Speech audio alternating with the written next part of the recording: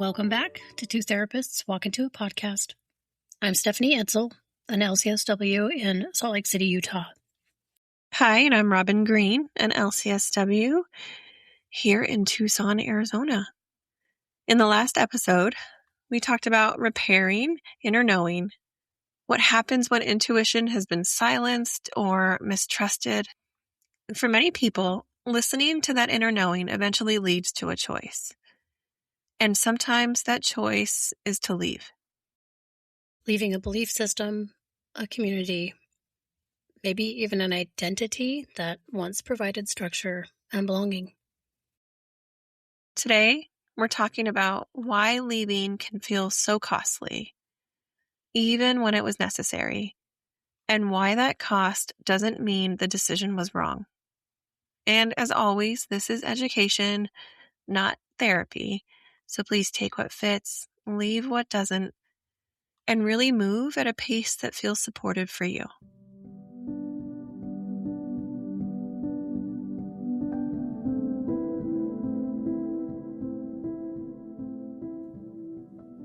Before we go further, as always, let's pause. And know that if you've experienced leaving of any kind, your nervous system may still be holding mixed sensations.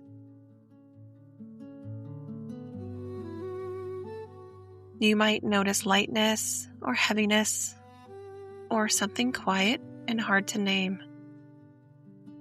There's no need to sort it out or resolve any of it in this moment. Just notice what's present. Allowing more than one sensation to exist at the same time is part of integration.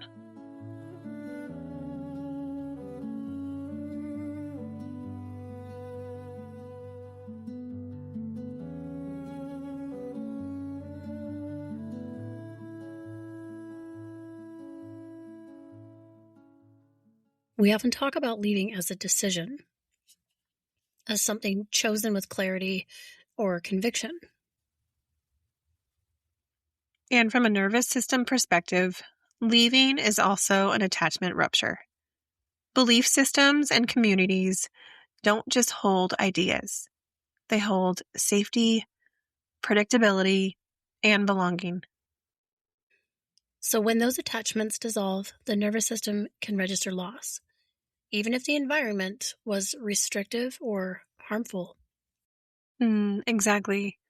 And many people describe this as a kind of spiritual homelessness. Not knowing where you belong, not knowing what holds you, really that ambiguity.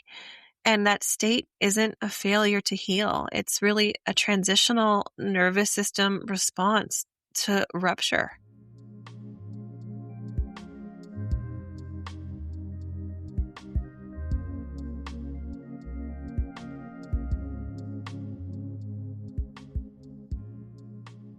One of the most confusing parts of leaving is the coexistence of relief and grief. I like using those terms. Often it's like hard to explain when a client doesn't know what words to use, and relief grief feels strangely satisfying. I'm glad you said more about that.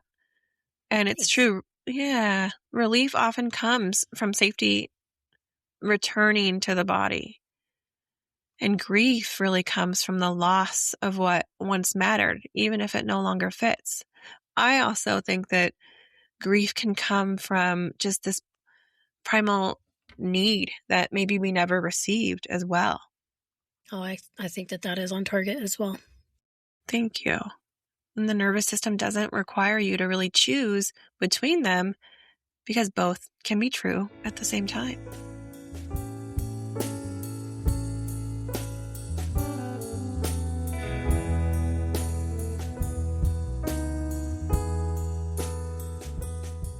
Here's today's nervous system nugget.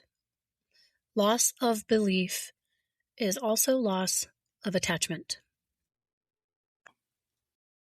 When attachment dissolves, the nervous system needs time to reorganize. Grief in this context isn't evidence of doubt. It's evidence of connection.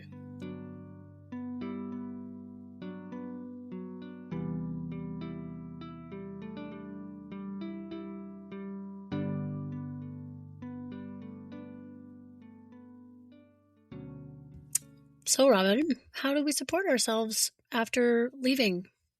Hmm. I think that our listeners are going to see a pattern here, and it's by building that micro belonging. So those small chosen points of connection, really reintroducing ourselves into connection because we have been isolated. We have been isolated. So not really replacing one system with another, just allowing that safety to form gradually through relationships, through spaces, or even practices that don't demand conformity. And so these small anchors are going to help the nervous system learn that belonging can exist without erasure.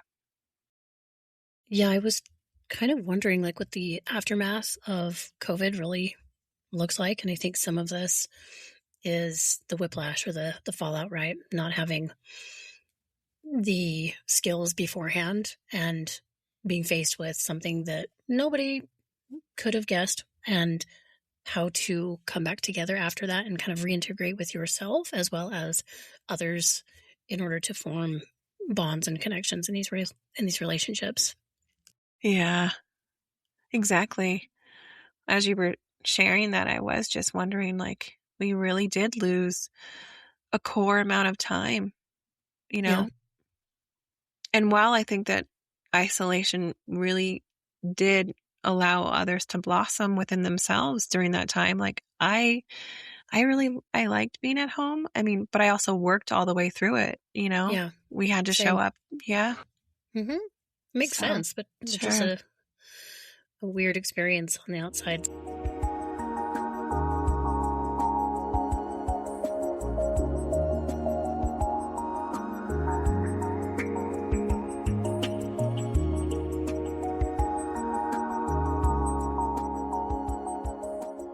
Here's a reflection you might sit with.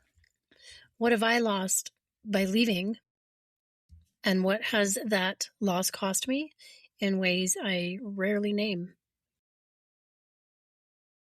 And leaving doesn't mean that you failed. It really just means that something mattered. Learning how to belong again takes time. And remember, healing isn't linear, and we're here for the ride.